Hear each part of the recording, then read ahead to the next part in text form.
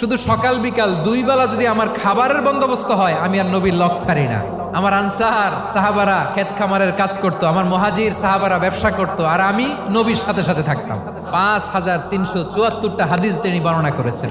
সবচেয়ে বেশি হাদিস বর্ণনাকারী সাহাবী আবু হুরায়রা রাদিয়াল্লাহু তাআলা আনহু। বিড়ালের বাবা কি করতেন? খালি হাদিস মুখস্থ করতেন। হাদিস প্রিজার্ভেশনের কাজে বিশ্বনবী ওনাকে কাজে লাগিয়েছেন। উনি একদিন বলেন, ইয়া রাসূলুল্লাহ আসমাউ মিনকা কাসীরান ফালা আহফাজু। নবী, অনেক কথা শুনি, আমার মনে থাকে না। বিষ্ণু বললেন, তাই তোমার চাদরটা বিছাও। আবু হুরায়রা বিছালেন। বিশ্বনবী হাত বুলায় দিলেন। এরপরে অনেক হাদিস বর্ণনা করলেন। আবু হুরায়রা বলে, তারপর থেকে বিশ্বনবী যাই বর্ণনা করে আমি শুনি আর একটাও বলি না। এখন সুবহানাল্লাহ। বিশ্বনবী ওনাকে নবীর এই যে লক্ষ হাদিস প্রিজার্ভেশনের এই দায়িত্ব দিয়েছেন সাইয়েদনা আবু হুরায়রা রাদিয়াল্লাহু তাআলা আনহুকে। আপনারা কি খেয়াল করেছেন কত বড় চৌকস ট্যালেন্ট হান্টার ছিল আমার নবী? এক একজনের এক এক ট্যালেন্ট, এক একজনকে এক এক দায়িত্ব দিয়েছেন, এক একজনের প্রতিভাকে এক একভাবে বিকশিত হওয়ার সুযোগ দিয়েছেন। আওয়াজ করে বলেন ঠিক কি না?